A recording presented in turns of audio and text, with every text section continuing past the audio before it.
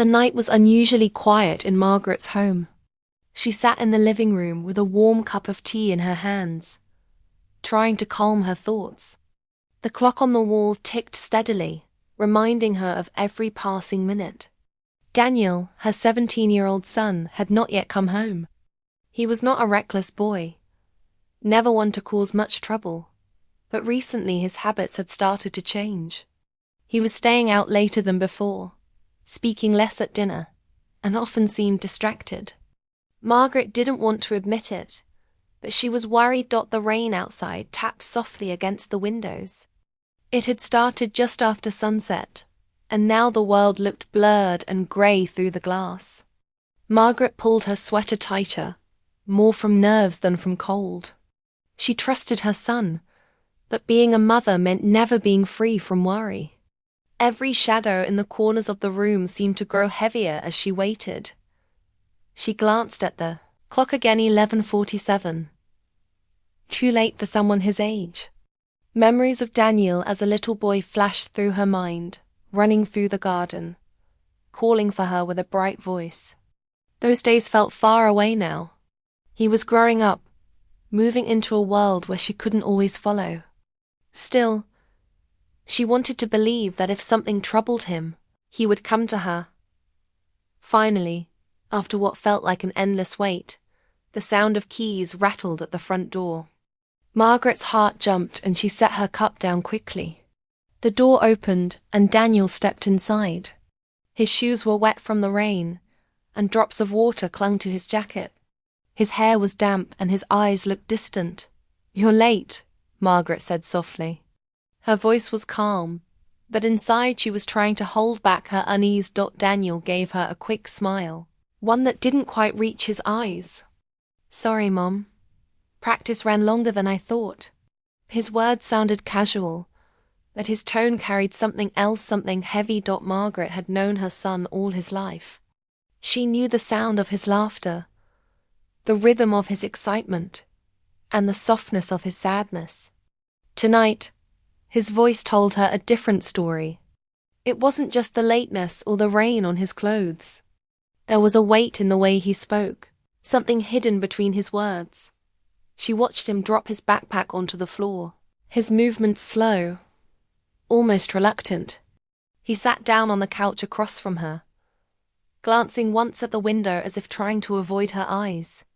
Margaret wanted to believe his excuse, but her heart knew better.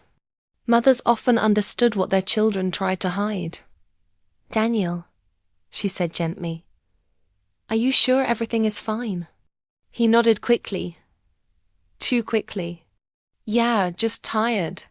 But Margaret heard it again in his voice, in the way it cracked slightly on the last word. He wasn't just tired. He was carrying something he didn't want to say. The silence between them stretched. Margaret didn't push further. She knew if she demanded answers, he might shut down. Instead, she let the quiet fill the room, hoping it would give him space to speak on his own. The only sounds were the ticking clock and the steady rain outside. Daniel leaned back on the couch, staring at the ceiling. He looked older in that moment, not the carefree boy she remembered, but a young man struggling with something heavy.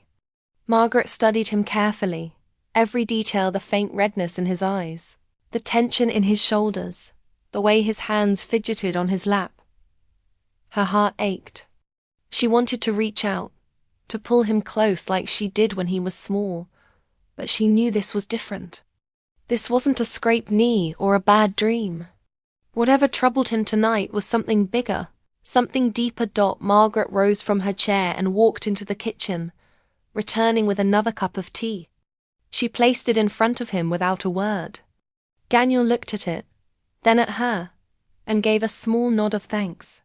He didn't drink it, but his hand lingered near the cup, as though the gesture itself had calmed him. The minutes passed slowly. Margaret thought of calling her sister, of distracting herself with anything else, but she couldn't. Her son was home. Yet his silence filled the room louder than words ever could.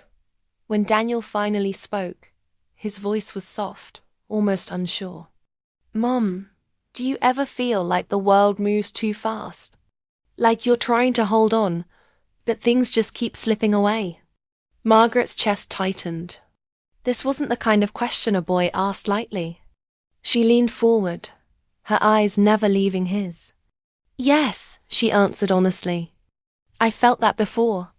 Daniel nodded, his gaze dropping to the floor. He didn't explain further, but Margaret didn't need him to. She could already sense it. Something important had happened tonight. Something that had shaken him. She didn't press him for details, not yet. Instead, she placed her hand gently over his. He didn't pull away. In that quiet connection, Margaret realized the truth. She might not know exactly what her son was carrying, but his voice had already told her the most important thing. He was hurting. The rain outside slowed, but inside the house, the storm between them had only begun. Margaret leaned back, deciding not to force answers that night. She knew the truth would come when he was ready. For now, it was enough that he was home, safe, and sitting beside her. But she also knew one thing for certain. The sound of his voice had revealed what he tried so hard to hide. And that was the beginning of a story she wasn't prepared for, but one she would walk through with him, step by step. The next morning, the house felt heavy with unspoken words. Margaret moved through the kitchen, preparing breakfast, but her mind stayed on the way Daniel had spoken the night before. His voice had been soft, shaky, carrying more than his simple excuse of tired. She knew there was a truth he hadn't shared, something he was afraid to bring into the open. Daniel came downstairs late, his steps dragging. He gave her a faint smile, sat at the table, and poked at his food more than he ate it.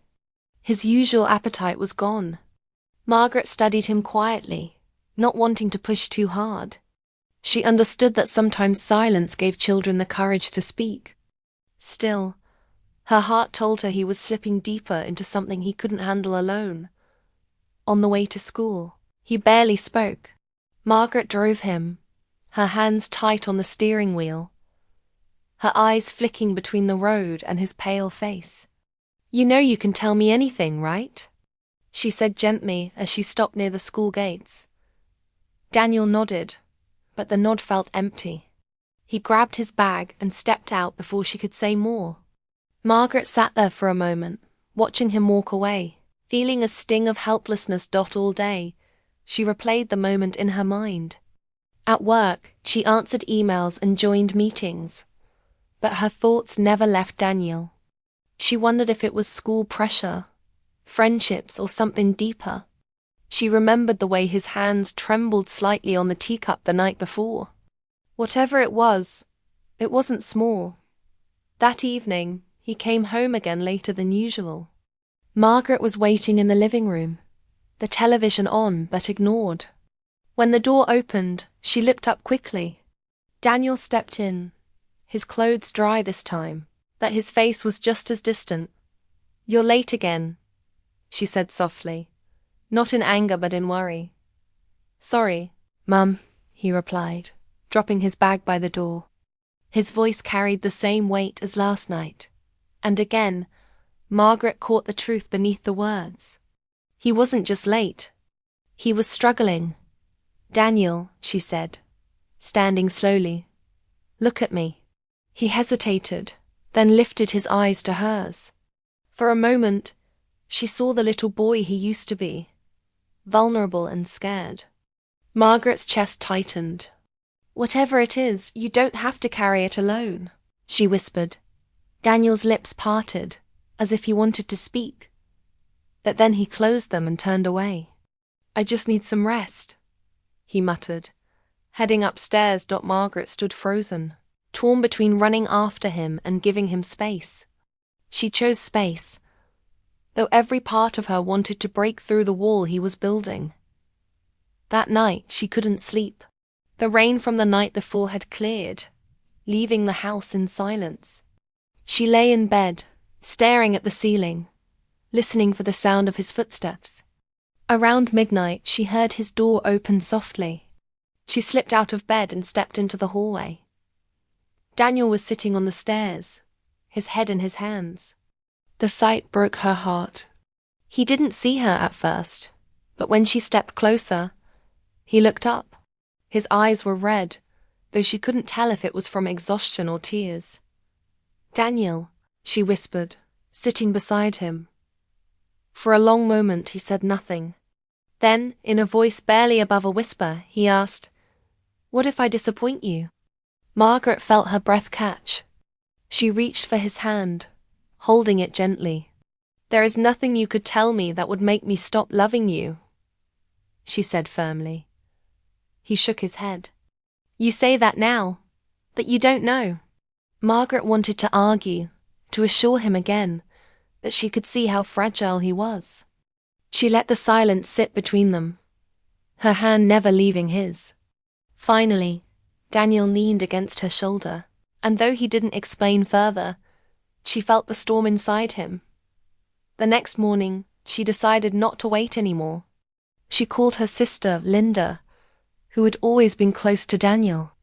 Over coffee, she explained everything, the late nights, the heavy voice, the fear in his eyes. Linda listened carefully, then placed a hand over hers. "He's hiding something he thinks is too big for you to hear," she said gently. "But the fact that he sat with you last night means he wants to let it out. He just doesn't know how." Margaret nodded, tears filling her eyes. "I just don't want to lose him." "You won't," Linda said firmly. "But you need patience. He'll come to you when he's ready. And when he does, you have to listen, even if it's hard." Margaret carried those words with her all day. When Daniel came home that evening, she didn't ask questions.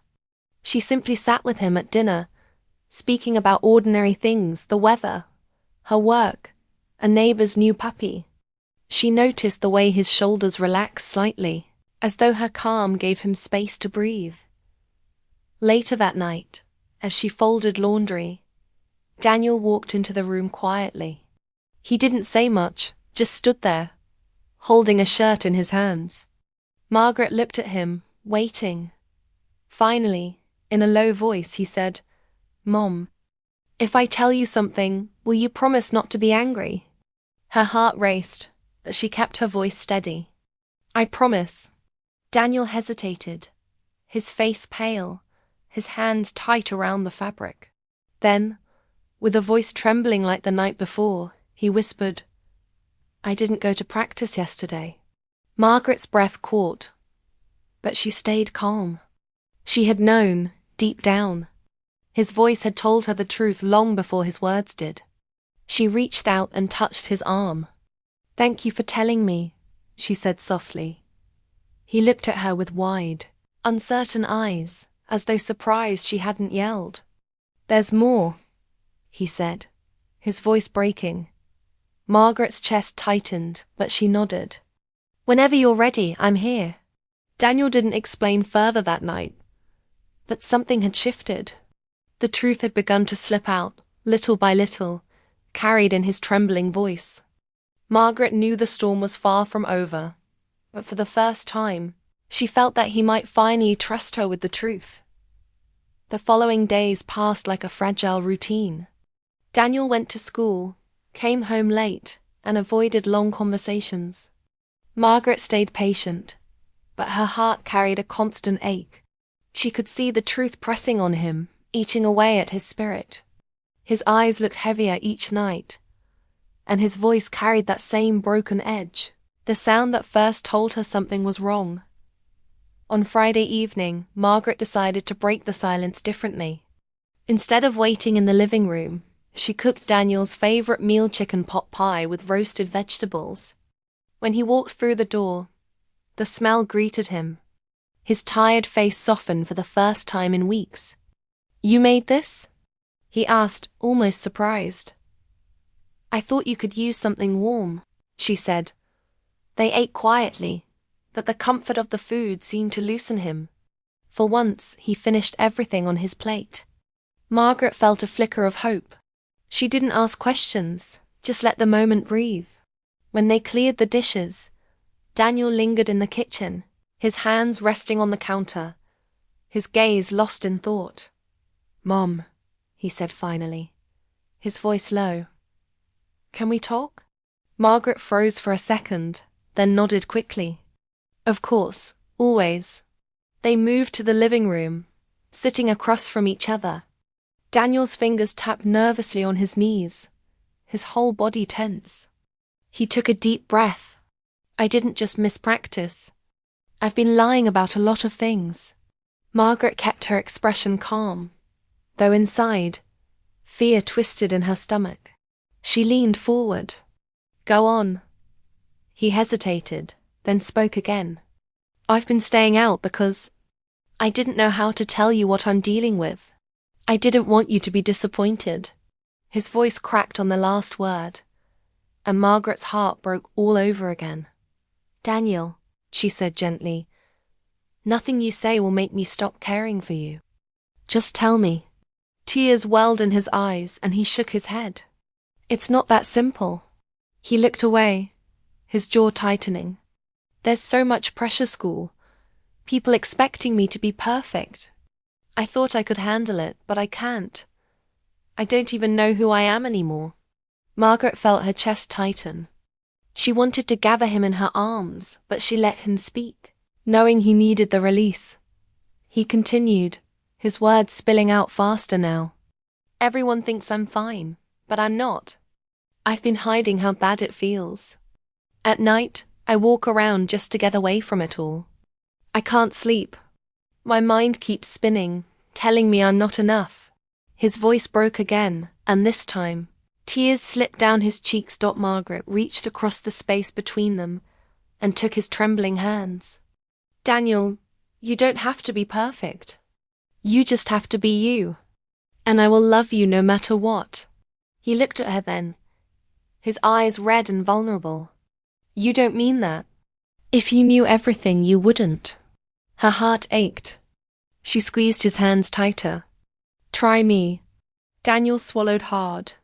"I failed my math exam last month. I told you I passed. And I skipped practice because I couldn't face the team. They look at me like I'm the one who's supposed to always hold it together. But I'm not. I feel like I'm letting everyone down, coach, my friends, even you." His shoulders shook as the weight of his confession poured out. Margaret felt relief more than anger. At last, the truth had started to surface. She pulled him into her arms, holding him as if he was still that little boy who came to her after nightmares. "Oh, Daniel," she whispered, "grades and practice don't matter more than you.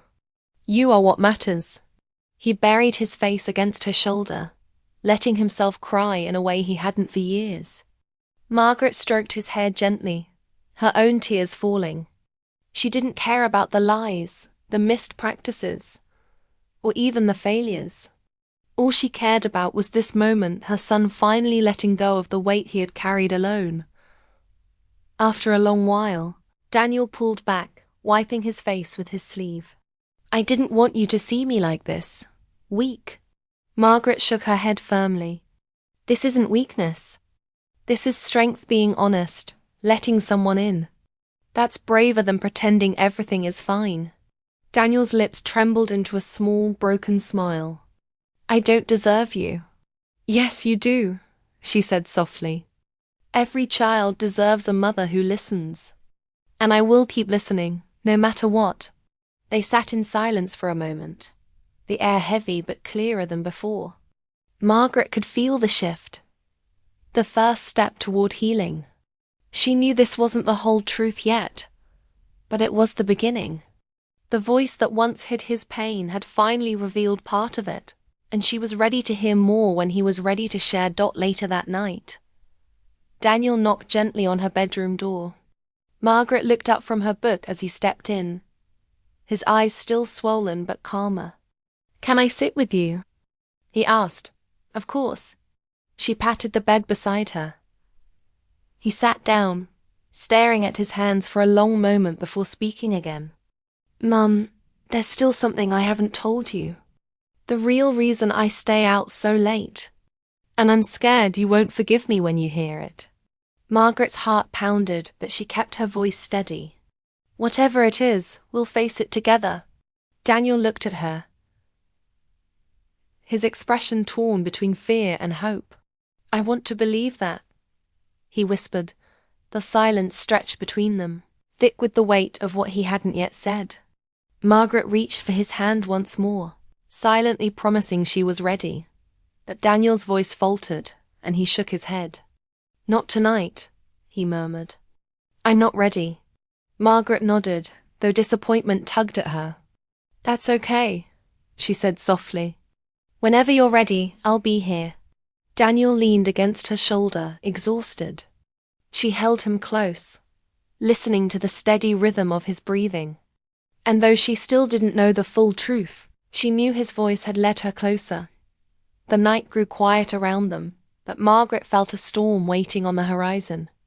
Whatever secret Daniel held, it was coming closer to the surface, and she would need every ounce of love and strength to face it with him.